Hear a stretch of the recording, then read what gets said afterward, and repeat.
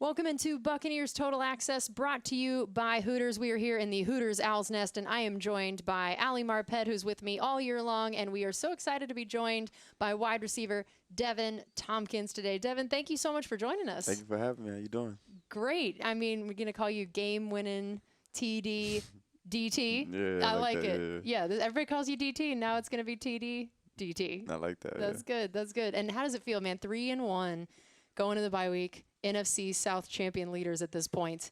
How does that feel? It feels great. Just getting that win, and then being able to have, a week off just to chill and soak it all in, felt great. And then, being able to score my first touchdown in a game like that, that was the best feeling ever. I mean, I have to ask. I'm sure Casey had the question lined up, but like, what are you doing with the ball? Like, where is it going? Like, I know you have that locked down. It's going to my mom for sure. Yeah. Nice. Collectively, our whole audience went, "Oh." My dad has like a little trophy case of all of my like achievements and stuff like that growing up. So probably end up putting it in there. Awesome. Yeah, well, now you got to get a second one, so mom and dad each get their own one, right? That's yeah, what you got to get another touchdown. Get another, And a couple, some for you too. Yeah. We just got to collect them for everywhere. How many footballs do you have, Ali, from different things? So I've got some. Offensive linemen don't really get I was thinking, balls, but we do get sometimes collective game balls. Yeah. I've had coaches do it a couple different ways. Some will give like actual individual O-line game balls if you like offensive line balls out, but that's kind of rare. More often than not, it's like if we rush for like 200 yards or 150 yards. Yeah, that's great. Yeah. I would love to hear also what it was like after the game. So I think a lot of fans see Coach Bowles, in the media and things where he seems very reserved. And then now, after a couple of these wins, we've seen that he's given this big, loud yell in the locker room.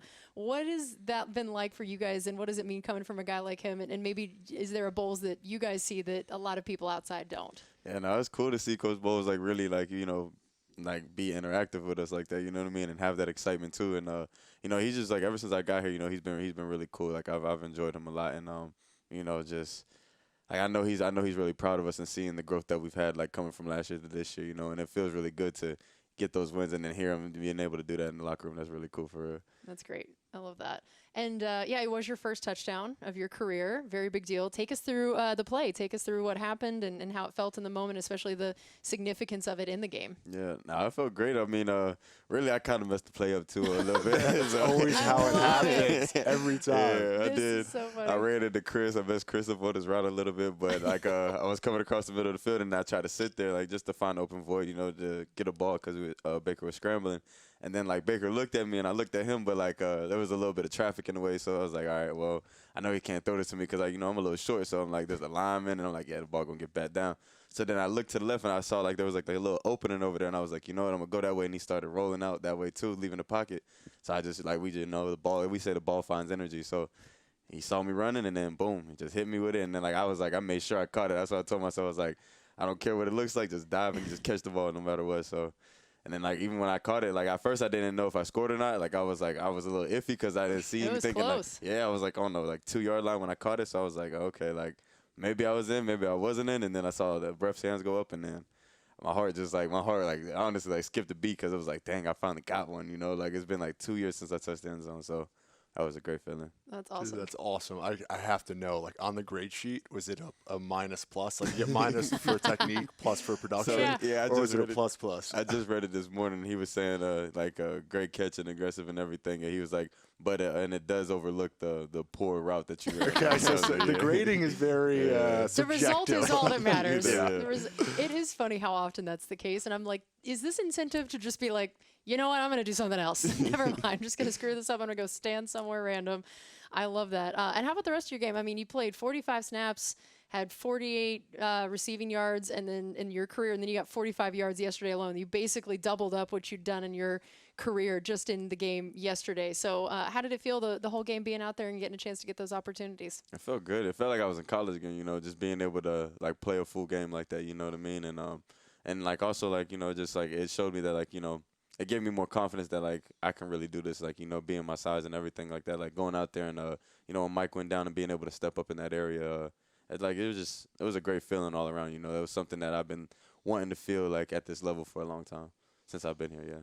I imagine that it's interesting, thinking about Allie playing, when you play offensive line, you play the whole game. And wide receivers, no matter who you are, you come in, you come out, and especially guys that maybe you're not getting the snap counts. I imagine that is challenging to find a rhythm if you're only going in for a play or two here, or even just if you're only doing return duties, that you're standing over there cold for a while and having to come in and come out. Did it feel, is that a big difference for you of kind of how you feel if you can be out there a lot more than just a play here or there? Oh, yeah, definitely. Because you only get, when you're returning, you only get a certain amount of opportunities, and that's it, even if the ball's kicked to you, and then you have to rely on everybody else to do their job and block and things like that, even though you have to still, make sure that everybody blocks it, even on offense. But it's just returning, there's not that many opportunities, and then, can't really find a rhythm like that. And then, like you said, coming on and off the bench and stuff on offense, it's hard to get in that rhythm. You get a play in, and then you got to come out, and then you're like, all right, I'm trying to still find my groove a little bit. And then, maybe you'll get a touch here, like a catch or something here and there, and then you start feeling yourself a little bit, but then you got to come out again. So then it's like a little cycle, you know what I mean? Yeah. And then there's also the game within the game. So there's always all right, so obviously the entire game, how offense, defense, special teams all playing together, but also your matchup, right? Yeah. So how the rhythm of the game affects that. So if you're actually going to have someone, if they're playing more man or something like that, you can get a feel of how one of the guys is going to play you. I feel like that's so relevant, and that's part of the rhythm that's so difficult. So it's awesome that you finally got a little bit of rhythm, get the little flow to it, and it's awesome to see, man. Yeah, appreciate that. We're talking to wide receiver Deven Thompkins. I'm sure watching Mike go down had to be tough for you guys. And what was the kind of reaction and mindset, especially among the wide receivers, when it seemed like he wasn't going to be able to go again? Really, I think it just felt like practice, because we rotate every play in practice, So really, that's just what it felt like. It was like, okay, Mike couldn't go. All right, bet. Like Devin, go ahead and go in. And then just do what we do. We work at it at practice every single day, so it just felt so natural, And I was thinking about how this is probably why the game went, okay without any fights. You just we don't have to deal with this. Had we been warned either last year, this year about the everybody's on watch Mike duty in New Orleans? Is this a thing that's discussed with you guys? No, kind of. We joked about it a little bit before the game and stuff like that. So, but it's crazy. That's actually a really interesting matchup to see, and then even play alongside of Mike during that matchup. It was really it was sitting there watching the whole time, like, oh snap, is he gonna snap yet? Like, is he gonna do it? Yeah. So yeah, that was pretty cool. That's so funny. Do you remember this? Obviously, you've been through many of these. So yeah, my rule is always all right. So there's a couple rules, right? So whenever there's a fight that breaks out, you can't really get in trouble if you're pulling really if you're pulling people off. So that was always my mindset going into it. Just get the guys pull off, people off. If you're pushing people, then you can get someone can flop or do something like that, get the flag. But someone's got to be on Mike watch, which is awesome. Tristan said he was informed of that his first year, of that Ryan Griffin told him every play, find Mike. Every play, find Mike, which I always think is pretty funny. That's funny. Were you guys talking about the idea of keeping emotions in check when it is? Does it still feel like such a heated kind of rivalry game for all of you guys now in New Orleans? Yeah, it's definitely a physical game. You can really feel that. Going into it, you already know they're gonna be up in your face. They're gonna talk some smack, and it's just all around. I loved watching you edit that, by the way. That was great. I watched your brain. The self-edit. I saw that. That was good. I appreciate that. Don't have to fix it in post. I love that. Way to go, man. You're a radio expert already. That was funny. I sat here and really did think about it. You did. I was proud. That takes a lot. Allie's done it too. Don't worry. Yeah, that's funny. But yeah, no, that was great because that was my first time getting to play in that game, and I mean, I was ready, I felt it, I felt like I wanted to play physical, I wanted to play hard, so, and that's how I was running the ball, sometimes I want to finish my runs, finish behind my pads, so that was the biggest thing. Yeah, and Cade also getting a touchdown in the game. That was an incredible play and drive and everything. What did you see from that, and what was that like to watch that happen? The whole play, really, because Baker got smacked on that play, right? Yeah, Baker did get smacked. But Cade is always, he's always reliable. Cade is always coming through. So, and he's a great dude, so that was great to see him. Yeah, he played every snap. He played every snap.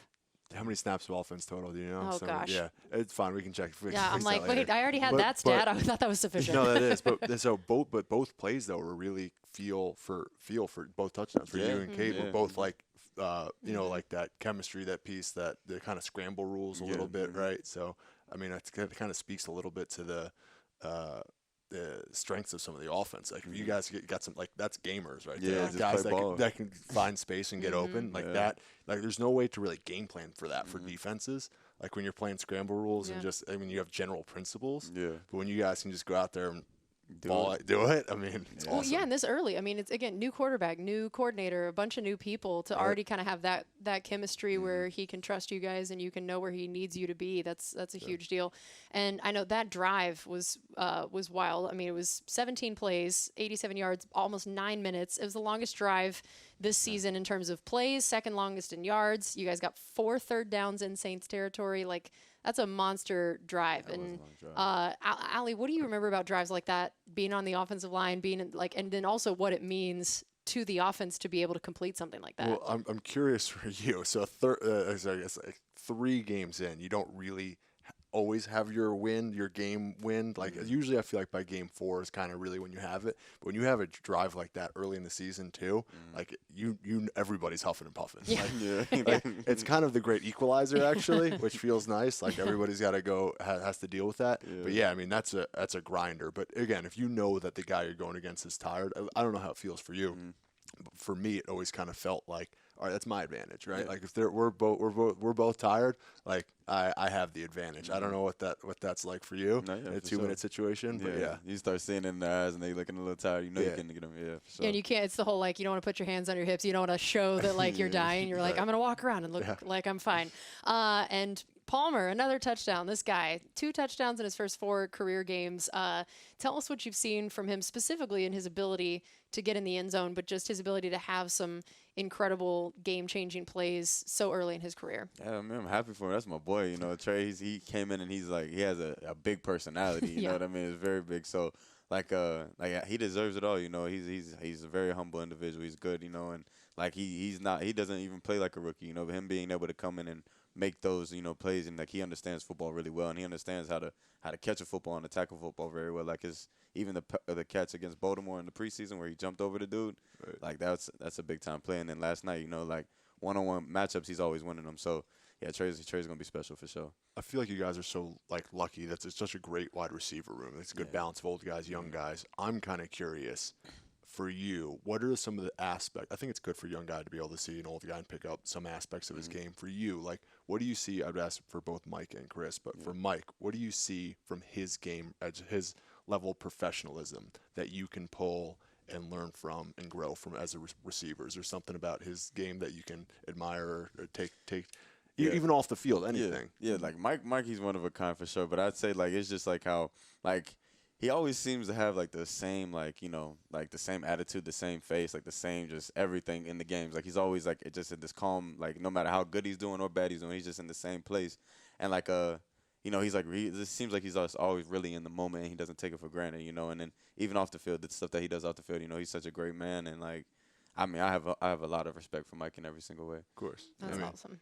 Except for when he's playing. I was going to say, except for that one time. Yeah. That's the only time. All right, we're going to take a quick break here. We're going to be back with more on Buccaneers Total Access, brought to you by Hooters, the original wing joint since 1983. This is Buccaneers Radio. Welcome back into Buccaneers Total Access. We are here in the Hooters Owl's Nest, and I am joined by Ali Marpet and Deven Thompkins. We are going to continue talking a little bit about that Saints game. So Baker, 3 touchdowns, and also just, I mean, his scramble ability, his escape ability, extending these plays, like toughing it out when he's taken, some hits. And what does that do for you guys, even just as you've seen his game? How does that make you want to play? Is there something about even just the way he plays that feels even kind of like it elevates the excitement and the attitude of the team a bit? Yeah, he plays with a lot of grit, and like it makes you like seeing your quarterback play tough, like you don't want to play tough behind him too. You want to. Yeah, you can't let the quarterback be the toughest guy, right? Yeah, it's not and allowed. It's like and I know that for the linemen, like they're gonna play, they're gonna block from him, make sure that they give him all the time, and then like Baker can extend those plays, like for us to get open. Like there was the one where I had I think it was like a 26-yard game, but it was another like one where he was looking to the right side and he turned to the left and saw me and he threw it. Like his ability to extend the play while the pocket's getting like collapsed and everything, like. He's a dog, man. Like, just I love seeing Baker play for him, being able to play with him.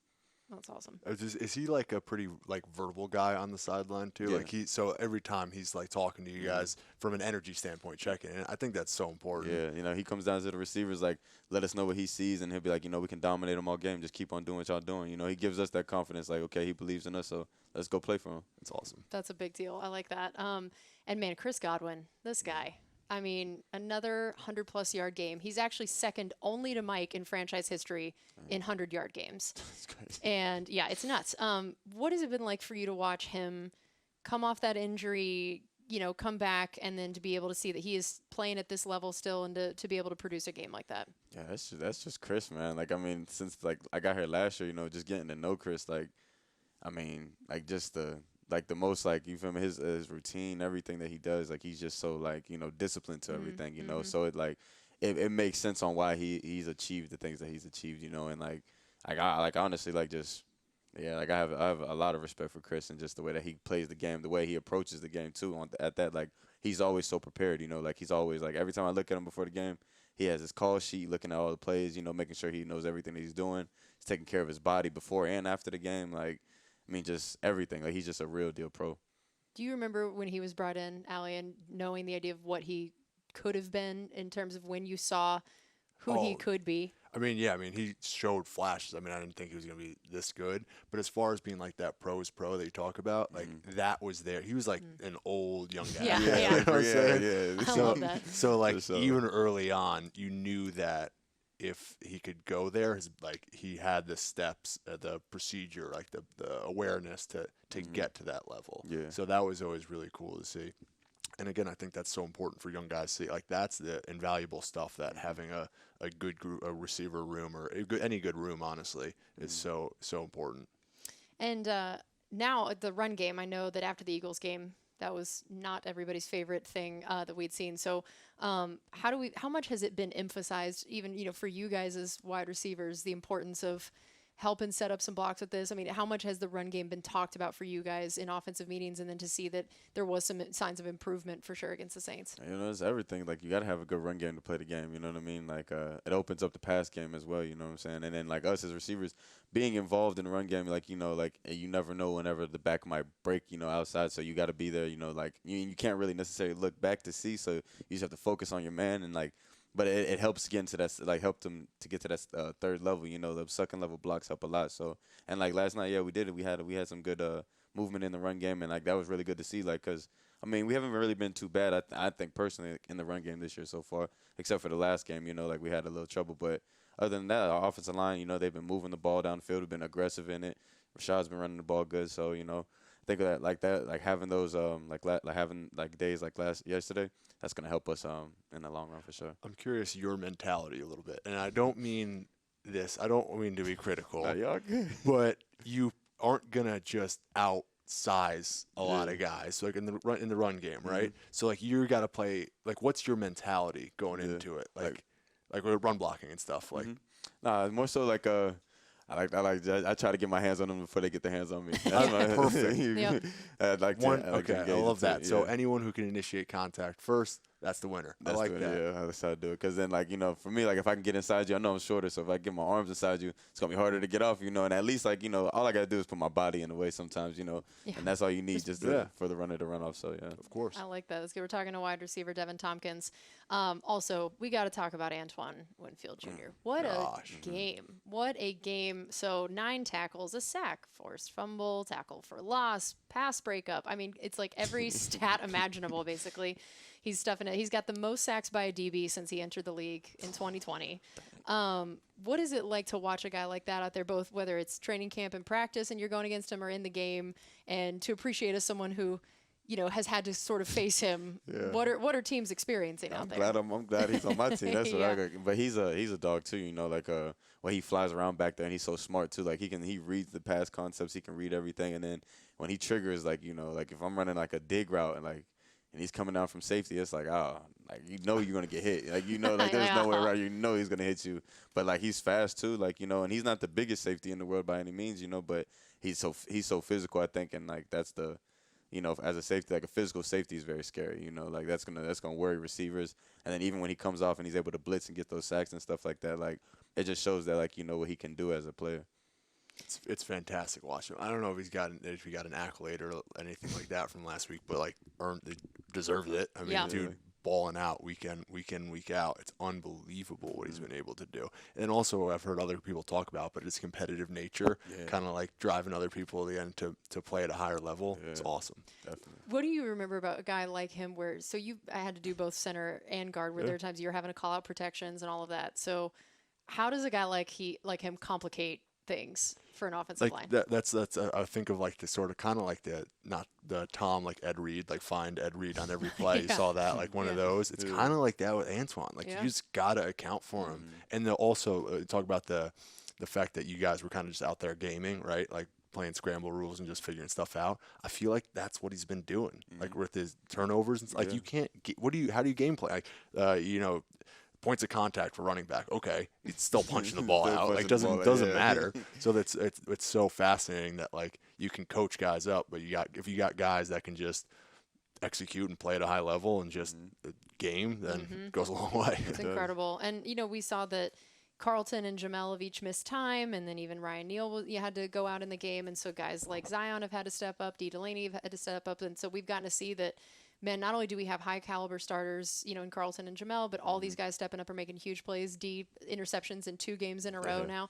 What is it like for you to go against those guys in practice, and how do you feel like they've shaped the wide receiver you're able to be? No, like they've all been really great competitors, and like iron sharpens iron. Like they've all each have given me like since I've got here, it's like a detail or something I need to work on in my own game, and like like during not training camp, OTAs, like we'd stayed after and do like releases with each other and stuff like that, just to work on those things, because like at the end of the day we got to play together, and like they're gonna go against good receivers and we're gonna go against good DBs, so we might as well teach each other like the in and outs of what we're going against. That's really interesting. And I know that now you guys have a new offensive coordinator this year, Dave Canales. What was that like for you to have to, again, you come in, you learn the whole offense last year, then you got a second year already, learn another offense.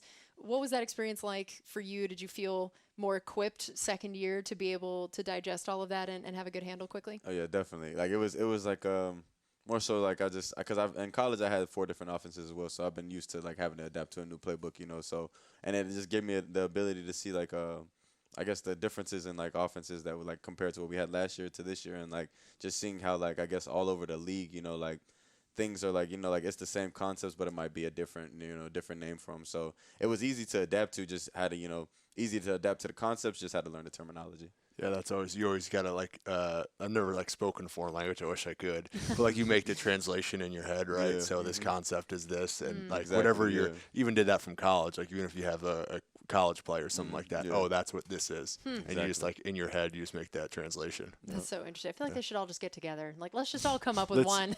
Let's just. I mean, there really aren't that many systems, but yeah. That's great. What have you liked about him as a person, the way he coaches, his attitude, all that, and then also his actual offense? What are the things that you have liked about it and that you think sets you up for success? Well, like Dave as an individual, he's one of the most, like he has so much poise, like he's always so calm, like he doesn't get too high, too low. He always in the same place the whole time, the whole game. Like even if we mess up, like still the same dude. Like we'll mess up in practice, he's just like, okay, like let's learn through it, and then like even if we mess up, we'll run the play again, and then like if a receiver drops a ball, he'll like tell the receiver to stand in that spot and have the quarterback rethrow that ball just so that you get that feel of like, okay, big. He calls it a big eraser, just like forget about the drop, go ahead, get the completion. Now you're back in your groove, And then in the offense in general, it's just like the ability to like like with the receivers we have, like it complements all of our game, like being able to, because some of the plays we stretch the field, and then there's some where we're like in a quick game mode. So like the diversity of the offense, like where we can go, sometimes we go a little faster, and our like tempo packages and stuff, like there's so much that we can do. So it's been a great offense to be a part of. That's interesting. I've heard a lot about his poise and even positivity. I've heard a lot of people talk about his positivity. So like, I mean, there's I think not toxic positivity, but positivity where it's like kind of disillusion, but then there's also like is it real? Yeah. But it sounds like everything that like there's a genuine belief that you guys will get it done and do the things that you guys need, and that's I feel like so important to have from coaches, because when there's so much energy like in New Orleans or something like that, where it's like you kind of need something a little bit to ground you to keep it positive.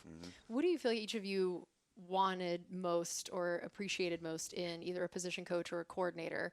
What were the things that you feel like really for you, Devin, is like, this has really been a game changer for me in, whether it's Brad this year, coaches you had last year, what are those things that you feel like helped you? Like with Brad, it's been the communication, like being able to actually talk to Brad, like, because like he's not that much older than us. He's like in his 30s, so like, but like being able to just like sit there and like have like a conversation with him, like, let him know how we feel, or, just like him hearing us out, like that's been the biggest thing. And like in college, I had a coach like that too, who, I could talk to him, like if I was like feeling some type of way, or, if I was seeing something that like on the field that like, I feel like we could do differently, and like he'll listen and take it into consideration. So that's been definitely the biggest thing for me. I don't know how you are, but I know like there are some guys. I think a lot of players are like as hard as you possibly can be on yourself. Like we're our biggest critics, yeah, right? For sure, yeah. So it's like sometimes we don't always need coaches to be our biggest critics. Yeah. So having a For coach sure. like that can like, I don't know, so again, support you or be there, or just have that communication is just so huge. Yeah, definitely. Yeah, I know last year, you come in undrafted guy trying to fight for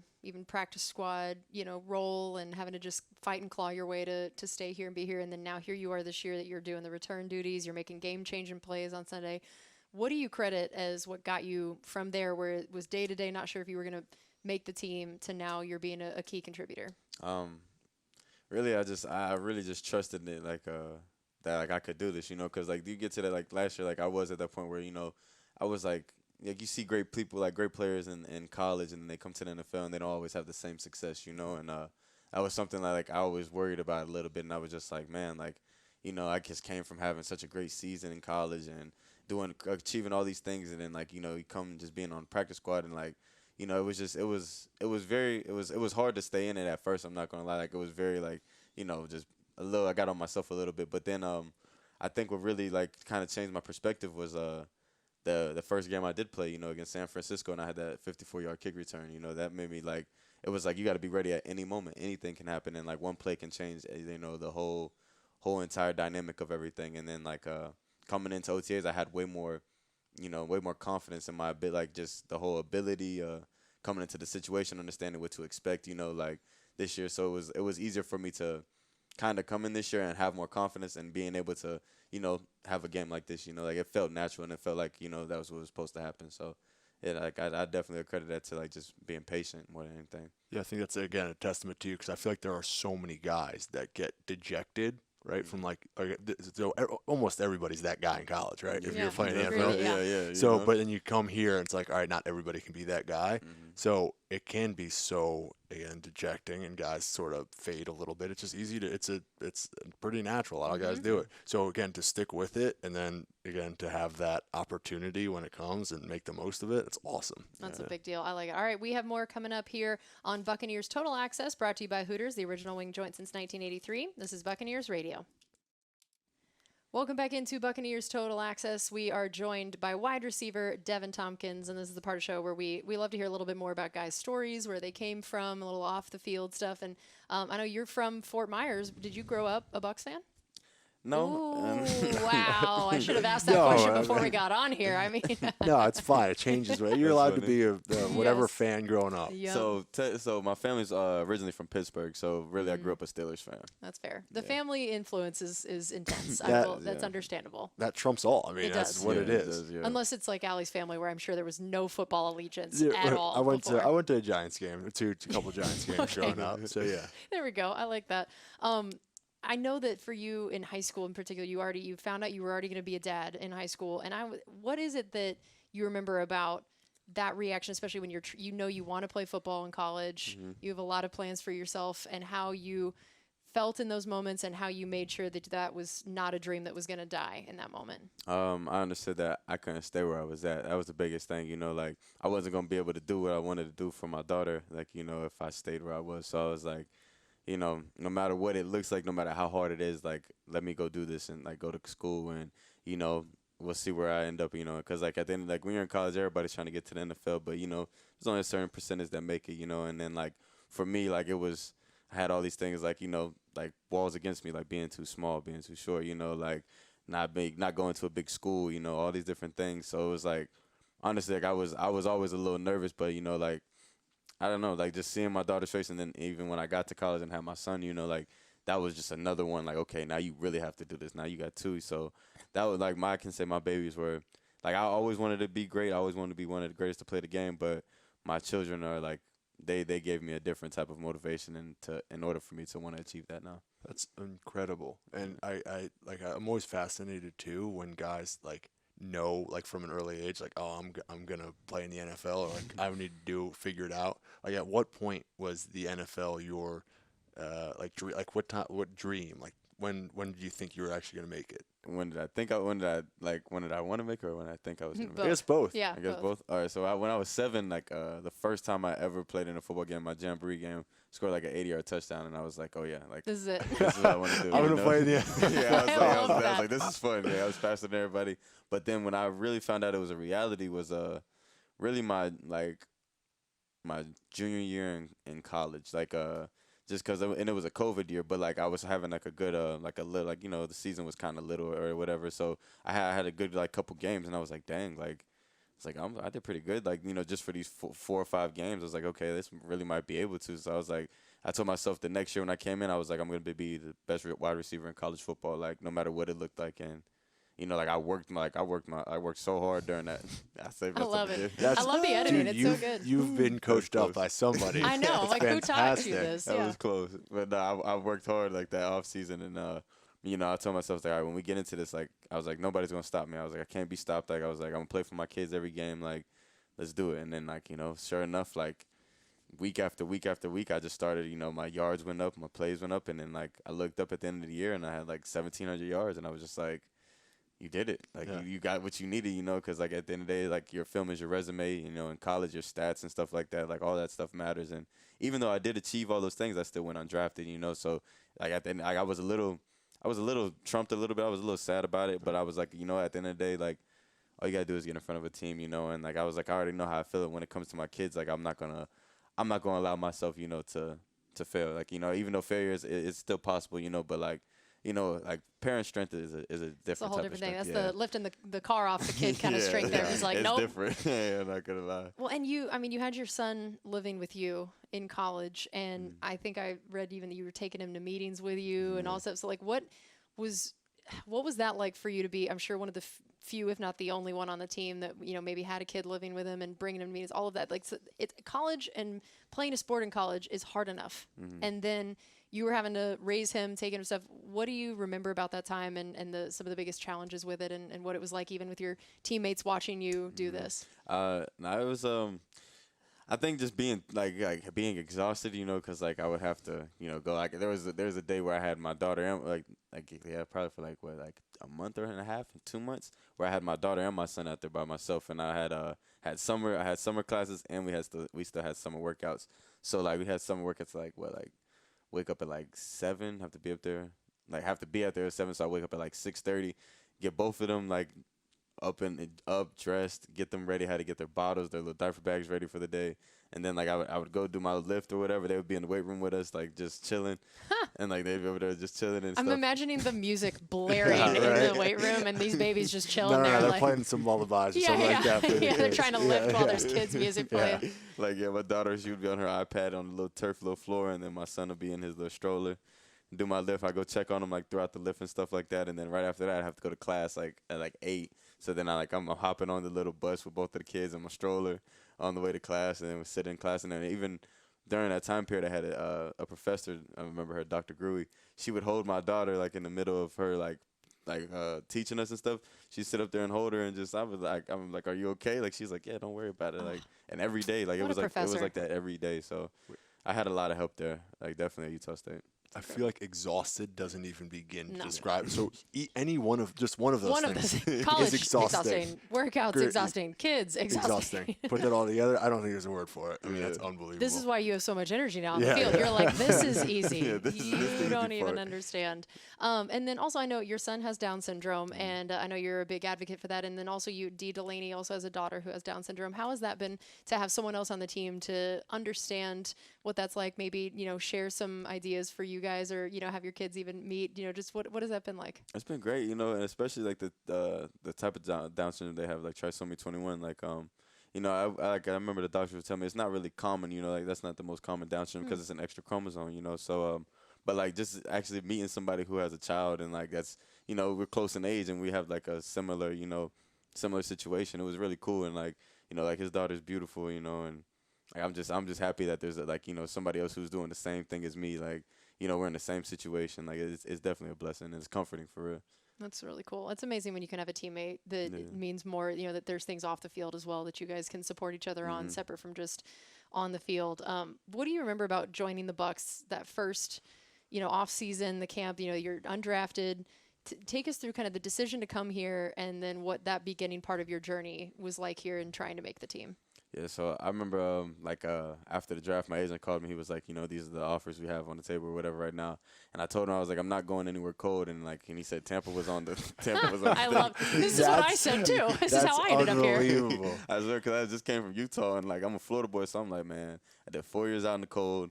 It's like, I'm not doing the cold again. And I was great. like, he was like, Tampa's on the table. I was like, you know what? Sold. Let's go. Yeah. Say less. I'm not going anywhere. And I'm close to home. I'm close to my kids because, I used to hate, once after the season was over with and stuff, or even before that year, I got my kids out there with me, I would have to fly all the way back home to see them. And it was, irregular. I wouldn't get to see them all the time. And, for me, I'm, very, active and present in my kids' life. So it's, I want to be able to have my hands on them at any time I want to, So it was kind of tough for me. And I was like, you know what, that was the number one seller. It was like, okay, I can drive an hour 45 if I need to go see my kids. So, yeah, I wanted to be here. It's a big deal.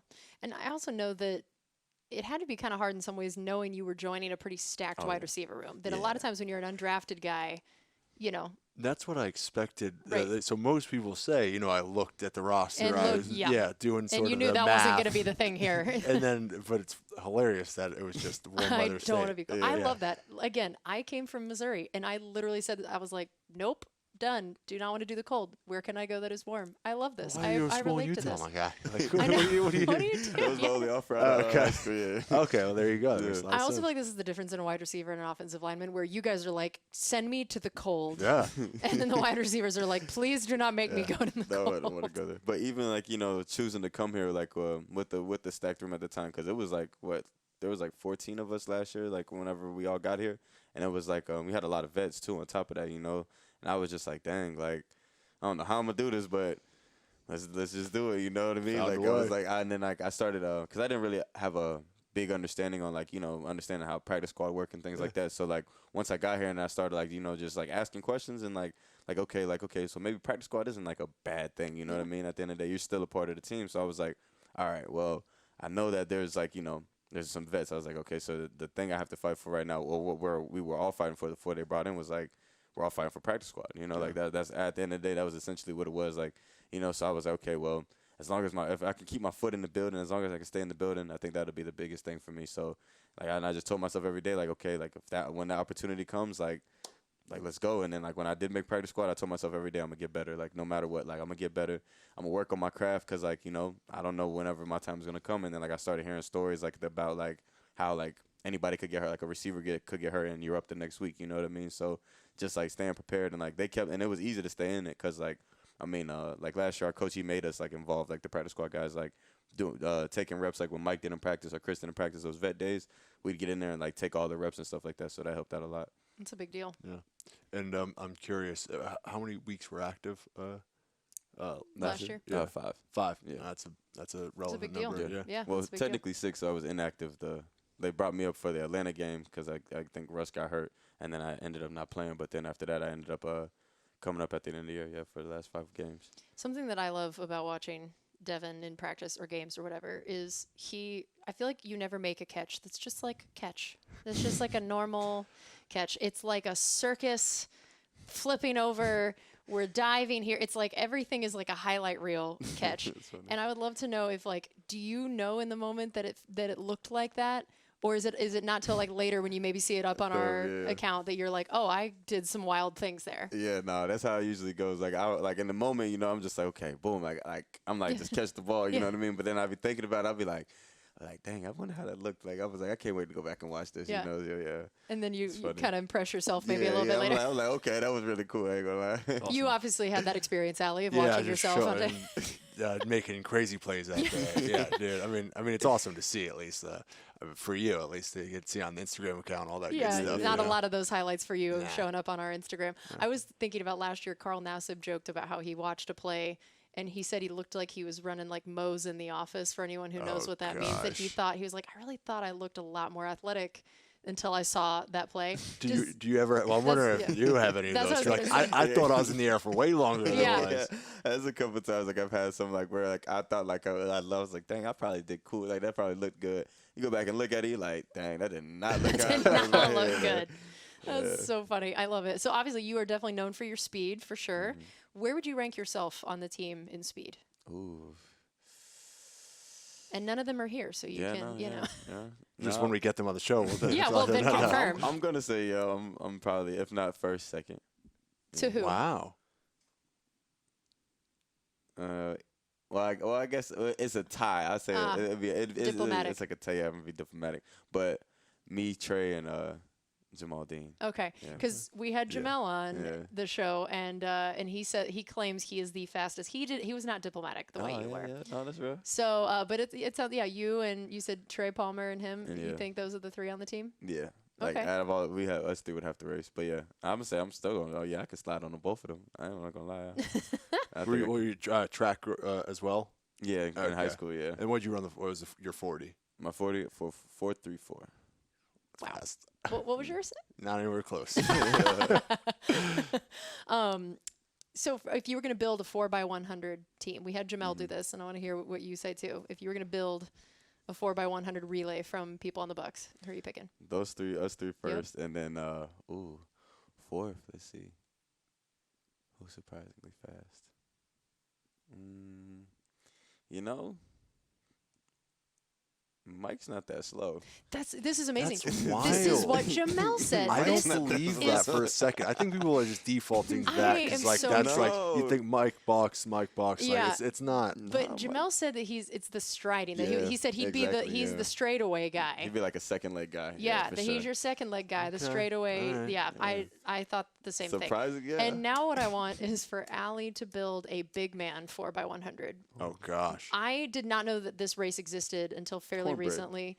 What Yeah. is it? Cornbread. Oh, that's what y'all called it? That's what it's called. It's called Stop. the cornbread. Yeah. That's not the hilarious. in high official school. term. In high school, that's what we called it. So- Like, Is it like a weight? There's a weight limit? yeah, Yes. it was No. like, It's you like have to the be throwers. over this. Right, I'm so mad that my high school didn't have this. I found out about it because my husband ran in it. Oh, he ran it. That he ran in it in high school, and they called it the Fat Man Relay, which Oh, damn. is Yeah. way worse than cornbread. Wait, this cornbread sounds like something that was made up like in a bar at some point. Like Yeah. that didn't actually like go I through. think, But that's a it's real. probably like a Florida 4 miles thing. Yeah, kind of. Okay. Yeah. So I would love to hear for you some if I'm gonna need some help, but Some offensive Vita's line. Vita's got to yeah, be yeah, Vita. right because you see him chasing dudes down on I'm telling ya. screens. It is wild. Yeah, yeah. Vita, Tristan, number got to be in there Big too. Trist, yeah. Gosh, Maybe Joe Tryon. If he's are we big are we enough. counting? What is the weight limit That's for true. the cornbread Yeah. race? yeah, I That's feel like the it's. I question. feel like it needs he's to like a be hybrid probably skier. 250 would be my bet. Oh, okay. The rookie. I just picked that. I don't know why I came up with that number. What is the cornbread in high school? You know what the cornbread in high school weight limit is? No, I don't know. I think it was usually all the shot put throwers though. Like the Yeah, shot putters, I think it was like 220 or at least something along those lines. Probably in Big high school. boys. I don't know. How do we get a track and field event for the the- Bucs? But everybody's not everybody a liability Signs- waiver. yeah. That's the biggest. I'm sure thing. Jason Light is up there going, no. All right, we're going to take a quick break. We have one more segment coming up here on Buccaneers Total Access, brought to you by Hooters, the original wing joint since 1983. This is Buccaneers Radio. It's time for our final segment here on Buccaneers Total Access. Casey Phillips, Allie Marpet, joined by wide receiver Deven Thompkins. So for you, looking at your game at this point, what are the biggest things that you would consider your strengths, and then what are the biggest things that you're wanting to work on now? I'd say my biggest strengths probably just the ability to make a play with the ball in space. You know, like just making people miss and like extending plays. You know, being able to take like a 10-yard catch or whatever and get another 10 off of it. You know, and then this is one thing that I haven't been able to showcase yet in the game, but the ability to go up and get the ball in the air. You know, like a jump ball. So that's one thing I'm still waiting on. But one of the things I really got to work on, just being more patient within my routes and just being like slowing the game down just because I'm so fast, so sometimes like my decision making and everything is so fast. So just being able to slow that down and just be more comfortable with making those decisions. How about for you, knowing that you were more of an undersized wide receiver, what are the ways that you tried to combat that and that you feel like you've been able to overcome it and play? I feel like coaches are always talking about the fact that you play bigger than you are. What do you think that that's because of? I always tell myself like everybody's always been bigger than me, stronger than me or whatever, but like I feel like I'm more athletic than most. So I told myself like be as athletic as you possibly can. So like anytime like you need to make like a play like the dive and catch, like athleticism, you know, just make those plays. And then even like, you know, feel like people don't expect me to be as strong as I am. So like when it comes to like blocking DBs and stuff like that, I can sneak up on them and like, you know, spring backs for the big runs. So I love that. Sneaking up on him. I'm picturing him tiptoeing. Well, on the that and then you field. get hands on first. You know, it's a winning recipe. Yeah. Do you feel like do you try to put on some weight, or do you just like, no, this is me, this is who I am? This is me, this is who I am. I was gonna say, Allie could give you some advice. I'm saying, does anybody tell you need to be a certain weight or anything like that? Yeah, like, you know, they tell me to stay within my ranges or whatever. But, you know, like, I guess they kind of see, like, you know, like, even if I do eat a lot and, like, work out a lot, like, it's just. This is who you are. Yeah, it's just kind of what I was it gonna is. say, Allie could give you some advice on the gaining weight thing. I you know a little bit about it. But I was saying, it's always important to keep your strengths, right? Yeah. Like, so if you're going to out jump people or outrun people, whatever, and that's your strength, then you don't need to put weight on and do something that's not you. We haven't really talked about the return duties as much. I think you have one of the hardest jobs in the world, not just in football, just in general. I think catching a punt, Yeah, it is hard. just the hardest thing. It is. I cannot even imagine. Tell me how you got into the whole return duties, and what are the things about it that are maybe harder than we give it credit for, and you know, the things that you wish people knew about being the return guy. Yeah, no, like, so I really, even in college, like, I didn't play return that much. Like, I was an off returner for kickoff return because we had like an All-American kick returner, but I never played punt return in college. I had one punt return for one touchdown my sophomore year, and then that was it. So like, Jeez. like, Yeah. it was kind of like coming here, and then like, you know, it was kind of a role that I was just, you know, like, if I wanted to be on the team, like, I had to accept being a returner. So like, it was something I could do because, you know, at the end of the day, I can catch the ball, I can make plays in space. So it was like, okay, I know I can do this. But at first, like, you know, like, I remember the first time in the game against the 49ers, first punt return I got, I low-key fumbled it out of bounds. But I was like, I'm watching the ball come down, and I'm just hearing them. Like, you just hear everybody just running at you, and you're like, Stampede. you're like, You didn't mention "Dang, that as bro." far as being a hard part. Yeah. Like, you just hear them coming, and you know that they just want to hit you. So it's like, you're just like, all right, man, let me just hope I catch this thing. And then as soon as you look down, like, you just have to make a decision, you know, like, that's the thing. Like, as soon as you catch it, like, there's either going to be somebody there or, like, you know, you got to make something happen. So it's like, you know, just it's all off of basically natural instinct, you know what I mean? And yeah, like that, I think the hardest part is catching it and just being able to move right after without getting hit. That's the hardest part. I'd be fair catching it every time. They got to figure out a Every way time. to like simulate that, like with the, you know what I'm saying, with the The new VR stuff. stuff, That would be cool, actually. Yeah, I agree. Having to catch it alone is already hard. Then, yeah, you know, all these people are literally trying to kill you Yeah. and coming at you full speed. And you can't even look at them. You just know they're coming. You can't look at them. My favorite is always on the sideline when like guys just yelling things out to Yeah, you. Like Wait, you also like like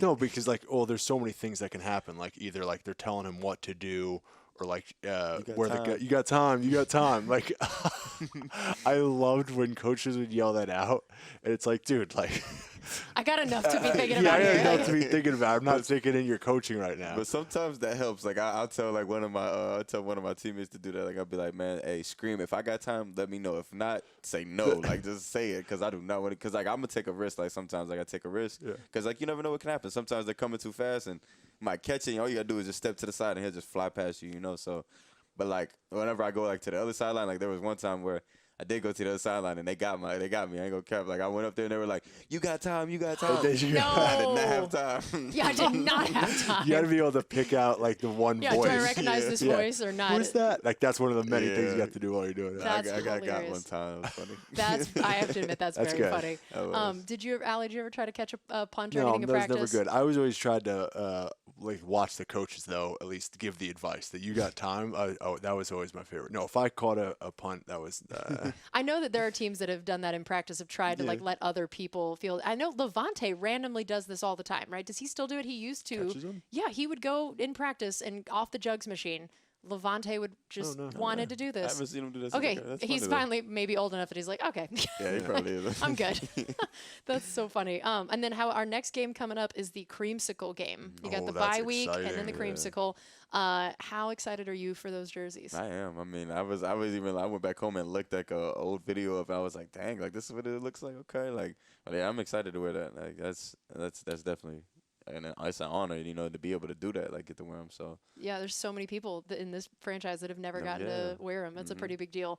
And then now this bye week here, how do you feel about the timing of it for you guys in general, and for you how you plan to try to use it, and what you're gonna do with the free time? yeah, I think it's good for us. You know, like I mean, would probably have wanted it a little later on in the season, but you know, I think it gives us like even with this win, like going into, we got a good feeling, like we're going into it with confidence. So it's like I think that when we come back, you know, like we all get to sit on this win, get to like embrace it, take it all in, and now when we get back, I think like okay, boom, like let's go back to work for the rest of the season. This long stretch we got, you know. So I think it was, and like we got a couple people banged up too. So get them boys back healthy, and you know, I think it's gonna be great for us. Yeah. And how are you gonna decompress? It's a little important to Yeah. you know. Yeah. It's a long season. Allie's always here for I'm always the player mental health. The Yeah. decompression. Really, I'm gonna go back home and like just spend that time with my family. You know, like that's my decompression, because like, you know, it's just me and my little man right now. You know, it's just us two. So when I go back home, get to see my mom, get to see my daughter, get to see my dad and everybody. You know, like that always recenters me, and then